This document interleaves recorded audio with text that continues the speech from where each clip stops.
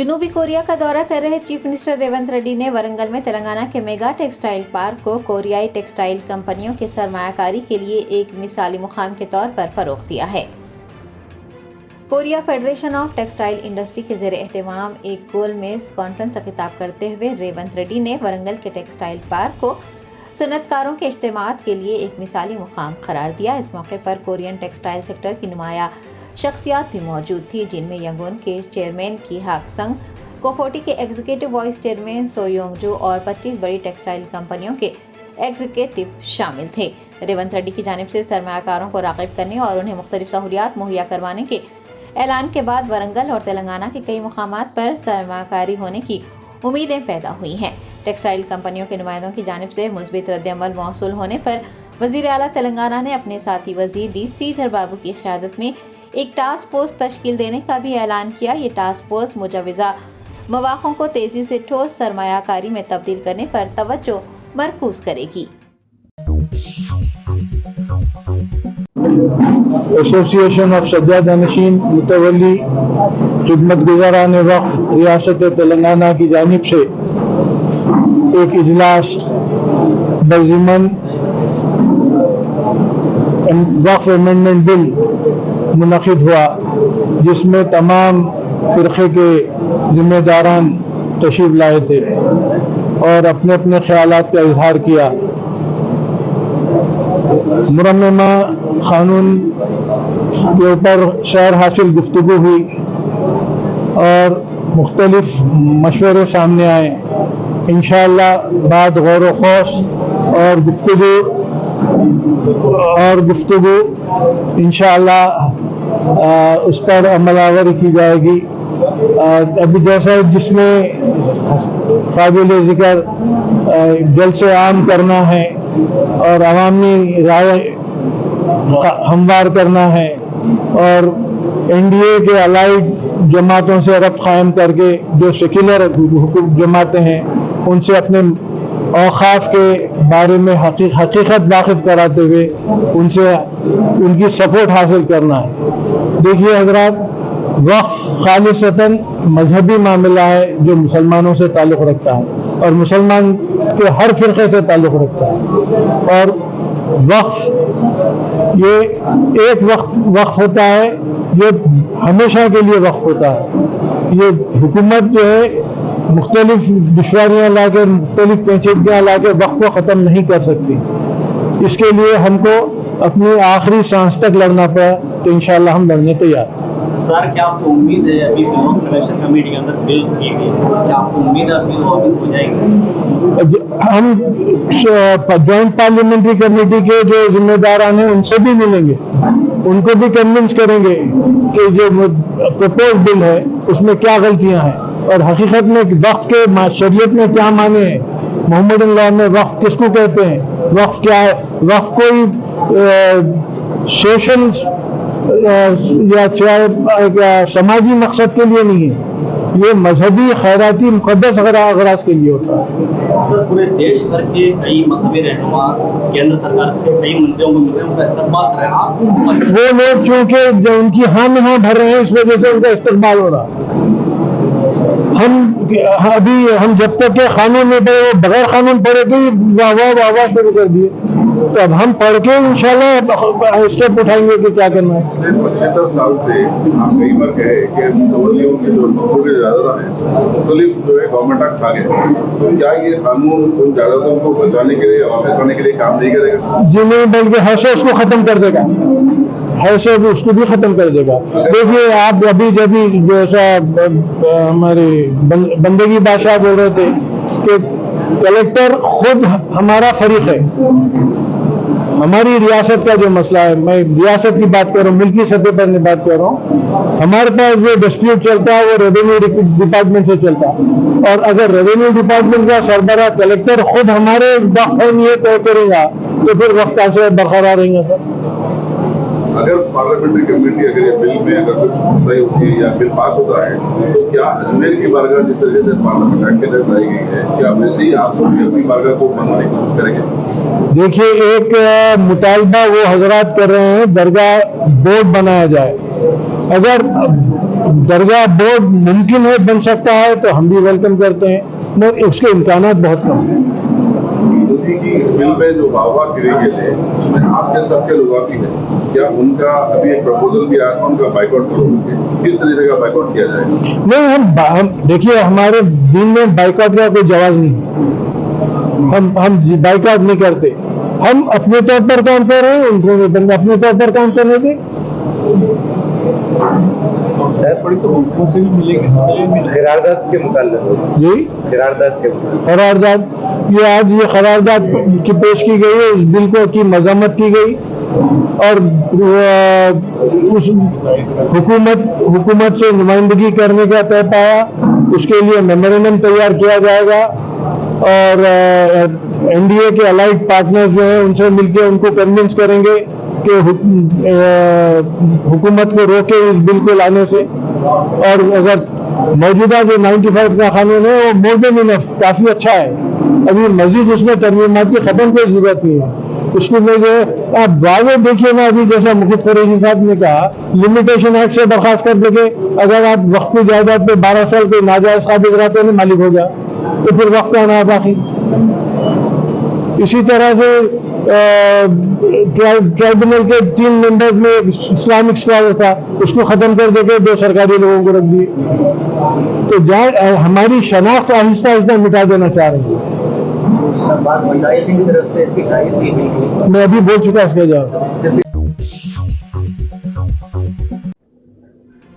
Chief minister Telangana Revanth Reddy की क़यादत में तेलंगाना का वफ्द अमेरिका का पहला सरकारी दौरा मुकम्मल करने के बाद जनूबी कोरिया रवाना हुआ। तेलंगाना में सरमायाकारी लाने के लिए चीफ मिनिस्टर रेवंत रेड्डी की क़यादत में एक वफ्द अमेरिका के 8 रोज़ा दौरे पर था। वज़ीर आला का दौरा अमेरिका कामयाब रहा। इस दौरान वो 31,532 करोड़ रुपये की सरमायाकारी और 30,750 नई मुलाजिमतों के हुसूल में कामयाब रहे हैं। उन्होंने 50 से ज़ायद कारोबारियों से मुलाकातें की हैं। 3 गोल में इस कॉन्फ्रेंस भी की गई है और कई कंपनियों के दौरे किए गए हैं। रेवंत रेड्डी अमेरिका का दौरा मुकम्मल करने के बाद अपने वक्त के हमरा जनूबी कोरिया रवाना हो गए। उन्होंने अमेरिकी दौरे की कामयाबी पर खुशी का इजहार करते हुए कहा कि तेलंगाना हुकूमत ने मुशावरत और तबादला ख्याल के जरिए दुनिया की मारूफ कंपनियों के साथ एक नई शराकतदारी का आगाज किया है।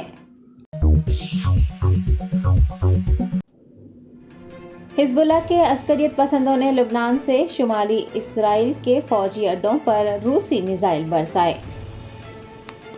हिजबुल्लाह ने इतवार की रात देर गए शुमाली इसराइल की तरफ रॉकेट छोड़े हैं। इसराइली डिफेंस फोर्सेस ने बताया है कि हिजबुल्लाह के अस्करियत पसंदों ने रात भर लुबनान से शुमाली इसराइल पर तकरीबन 30 रॉकेट दागे। रात के वक्त रॉकेट छोड़े गए थे जो कि खुले इलाकों में जा गिरे और इस वजह से कोई जानी नुकसान नहीं हुआ। दूसरी जानिब हिजबुल्लाह ने भी हमले की जिम्मेदारी कबूल कर ली है। IDF ने कहा है कि उनकी फोर्सेस लेबनान के उन इलाकों पर हमला कर रही है जहां से रॉकेट दागे गए थे।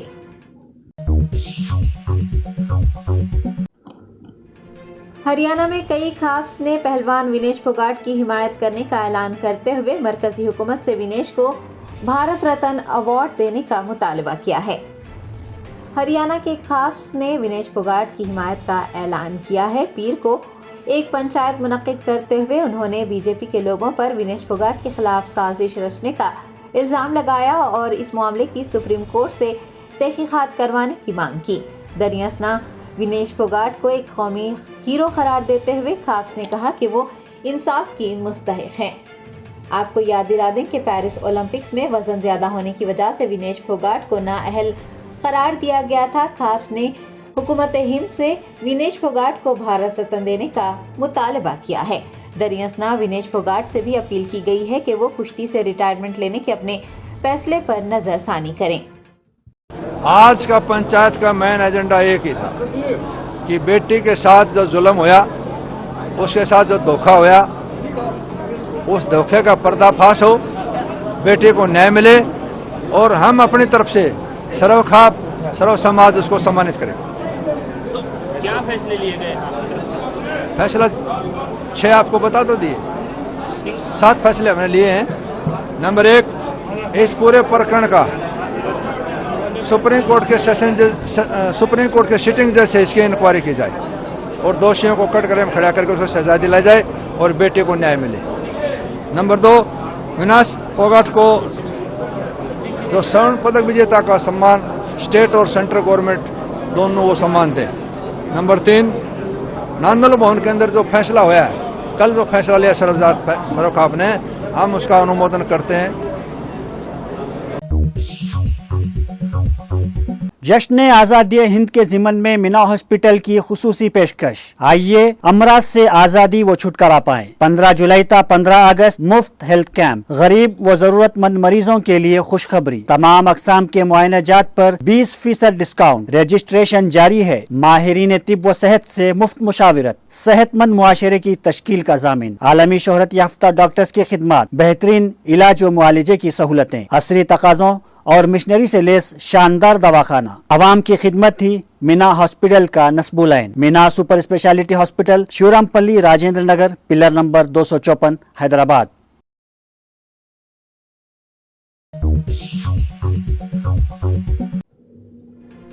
कोलकाता में पीजी ट्रेनी खातून डॉक्टर की असमत दरी और कत्ल के वाक़े के बाद RG Kar medical college and अस्पताल के principal professor doctor Sandip Ghosh ने अपने ओहदे से इस्तीफा दे दिया है। कोलकाता के आरजी कार मेडिकल कॉलेज और अस्पताल में एक डॉक्टर की असमत दरी और फिर बहिमाना कत्ल के बाद तुलबा का एहतजाज जारी है और प्रिंसिपल प्रोफेसर को तनकीदों का सामना है। तुलबा के एहतजाज और उन पर हो रही तनकीदों के चलते principal professor doctor Sandip Ghosh ने इतवार की सुबह अपनी बदनामी का हवाला देते हुए अपने ओहदे से इस्तीफा दे दिया। मीडिया के नुमाइंदों से बात करते हुए उन्होंने कहा कि सोशल मीडिया पर उनकी बदनामी हो रही है। मकतूल डॉक्टर उनकी बेटी जैसी थी। एक वालिदैन की हैसियत से वो इस्तीफा देते हैं। उन्होंने कहा है कि उन्हें ये पसंद नहीं है कि मुस्तकबिल में किसी के साथ भी ऐसा हो। আপনি নিজে স্পটে গেছিলেন, আপনি কি বলতে পারবেন একজন না একাধিক জড়িত? আমি এরকম কিছু বলিনি যে একজন একাধিক জন। পুলিশ তার দায়িত্ব আছে, पुलिस করবে। इसका कारण है मेरा बदनामी हो रहा है, मेरा बदनामी हो रहा है सोशल मीडिया में। मेरा मुख पे कुछ भी बोली जा रहा है, इसके कारण से। और एक ये जो लड़की का डेथ हुआ डॉक्टर, ये लड़की मेरा लड़की जैसा है। एक पेरेंट्स होने का नाते मैं रेजिग्नेशन देना सोचता हूँ, इसलिए मैं रेजिग्नेशन दे रहा हूँ। मेंटली मैं I don't like that this should happen to anyone in future. लेकिन मैंने उसको बचाने का कोशिश तो पूरी किया, लेकिन हमारा जो डिपार्टमेंट है, हमारा डिपार्टमेंट चेस्ट डिपार्टमेंट में उसका डेथ हो गया, तो it's really unavoidable. That's why I have resign. Sir आपका नाम बोलिएगा। संदीप घोष, प्रिंसिपल आरजीकर। নিরাপত্তার এত অভাব কেন যাতে ভিতরে চলে? वजीर आपाशी उत्तम कुमार रेड्डी के नलगुंडा जिले के आदि देवलापल्ली मंडल के दौरे के मौके पर अवाम ने उनके काफिले को रोक दिया और अपने मसाइल को हल करने की मांग की। वजीर उत्तम कुमार रेड्डी, महकमा आपाशी के प्रिंसिपल सेक्रेटरी नवीन पति, एनएसपी के चीफ इंजीनियर अनिल और एमएलए बी लक्ष्मा रेड्डी के हमरा नलगुंडा जिले के आदि देवलापल्ली मंडल के चितियाला गांव के मजाफात में नौ तामीर शुदा गंडी लिफ्ट के कामों का मुआयना करने पहुंचे थे। इस मौके पर तिलपौंड के रिहायशी और गांव वाले वहां इकट्ठा हो गए और उन्होंने उत्तम कुमार रेड्डी के काफिले को रोकने की कोशिश की। पुलिस की जानिब से और मुकामी एमएलए की जानिब से जब एहतजाजियों को रोकने की कोशिश हुई तो वहां कशीदगी फैल गई। रिहायशियों ने उत्तम कुमार रेड्डी से शिकायत की कि उन्हें पीने का पानी नहीं मिल रहा है। दूसरी जानिब सांप और बिच्छू उनके घरों में दाखिल हो रहे हैं, जिसकी वजह से उनके और उनके बच्चों के जानों को खतरा है।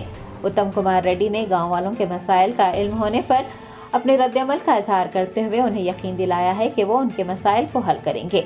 उत्तम कुमार रेड्डी की जानिब से यकीन दहानी करवाने के बाद गांव वालों ने अपना एहतजाज खत्म कर दिया। शेर हैदराबाद में गुज़िश्ता 45 सालों के दौरान झीलों पर तेजी से तजावुज़ात किए गए हैं। सिर्फ 39% झीलें बाकी रह गई हैं। National remote sensing centre Balanagar के आदाद शुमार के मुताबिक सन 1979 से साल 2024 यानी 45 सालों में हैदराबाद में झीलों की एक्सटेंट 61% घट गई है और सिर्फ 39% झीलें बाकी रह गई हैं। हाइड्रा कमिश्नर एवी रंगनाथ का कहना है कि झीलों पर तजावुज़ात करने से झीलों का मादूम हो जाना इंतहाई तशवीशनाक सूरत हाल है। रंगारेड्डी जिले के राजेंद्र नगर मंडल में वाक़ 254 साल पुरानी झील बाम रुकनुद्दौला पर तेजी से तजावुजात की जा रही हैं। गुज़िश्ता एक साल में झील को मस्ता कर दिया गया है।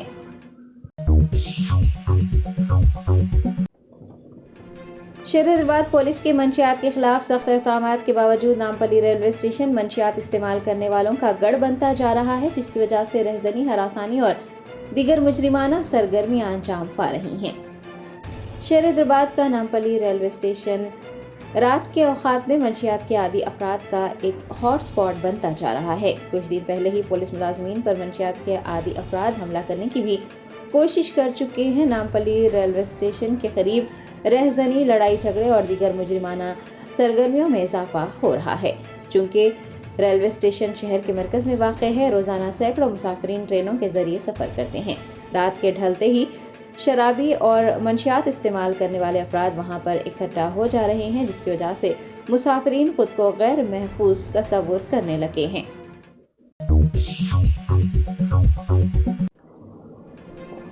रियासत तेलंगाना में वायरल बुखार, डेंगू और मलेरिया में इजाफा देखा जा रहा है। एजेंसी अजला में लोगों की बड़ी तादाद इन अमराज में मुब्तला हो रही है। मौसम बरसात के दौरान तेलंगाना के कई अजला, खास तौर पर एजेंसी अजला में लोग वायरल बुखार, डेंगू और मलेरिया में मुब्तला हैं। डेंगू के 3000 और मलेरिया के 6500 मामला दर्ज किए गए हैं। अस्पतालों में मरीजों के लिए बिस्तर दस्तयाब नहीं है। कई लोगों का घरों पर ही इलाज किया जा रहा है। दूसरी जानिब बुनियादी मराकज़ सेहत में अद्वियात की किल्लत हो गई है।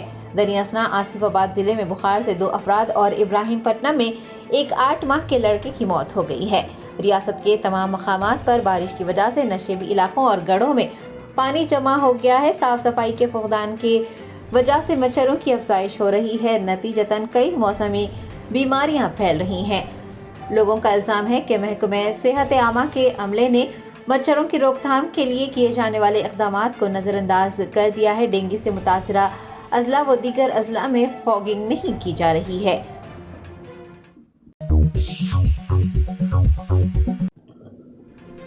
राजन्ना सिलसिला जिला पुलिस सुपरिटेंडेंट ने मोर का सालन बनाने की तरकीब बताने के वायरल वीडियो पर रद्द-ए-अमल का इजहार किया। पुलिस ने प्रणय कुमार को तहवील में लेकर मोर के सालन के नमूने जांच के लिए लैब भेजे।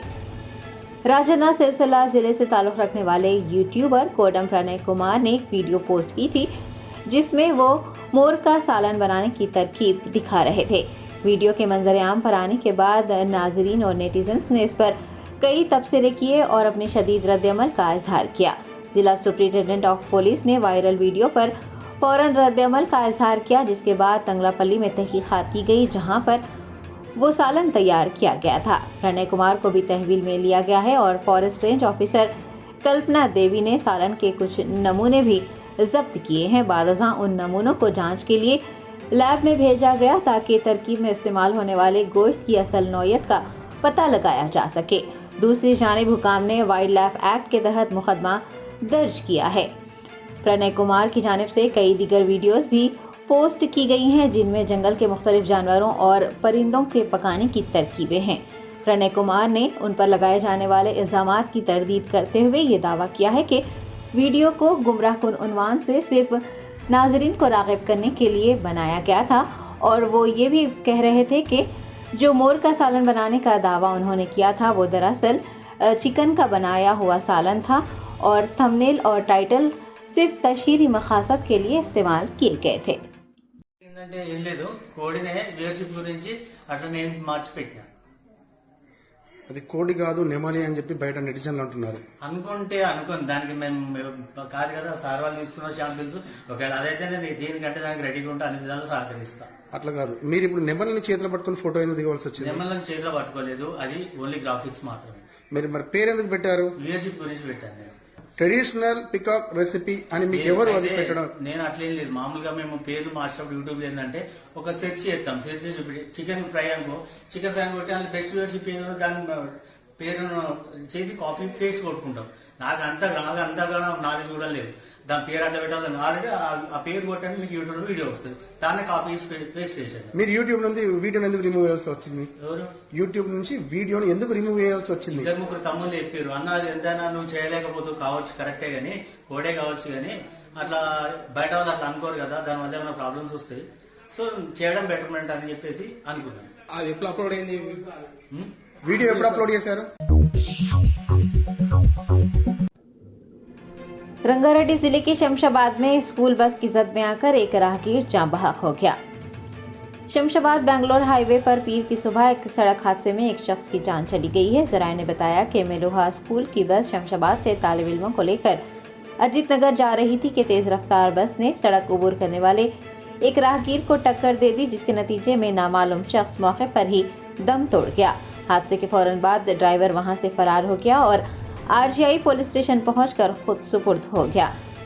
हादसे की इतला मिलने पर पुलिस ने मौके पर पहुंचकर लाश को पोस्टमार्टम के लिए अस्पताल मुंतकिल किया है और एक मुकदमा दर्ज करते हुए इस वाक़े की छानबीन में मसरूफ हो गई है।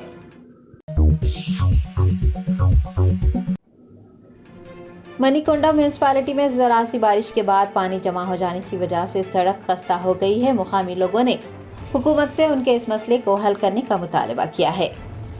मौसम गर्मा में पानी की किल्लत से दो चार मनीकोंडा म्यूनिसिपैलिटी की आवाम को मौसम बरसात में सड़कों के मसाइल का सामना है। लोगों का कहना है कि जरा सी बारिश के बाद पानी जमा हो जाने की वजह से सड़क की हालत खराब हो गई है।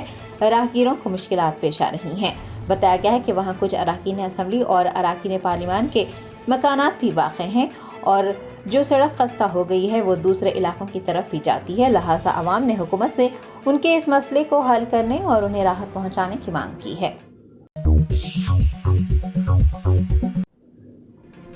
सैफाबाद साइंस कॉलेज में एक कम उम्र लड़के पर जानलेवा हमला करने का वाक़या पेश आया। नामपली रुकन असम्बली मोहम्मद माजिद हुसैन ने कमसिन लड़के पर जानलेवा हमला करने वाले वॉचमैन के खिलाफ कार्रवाई करने का मुतालबा किया।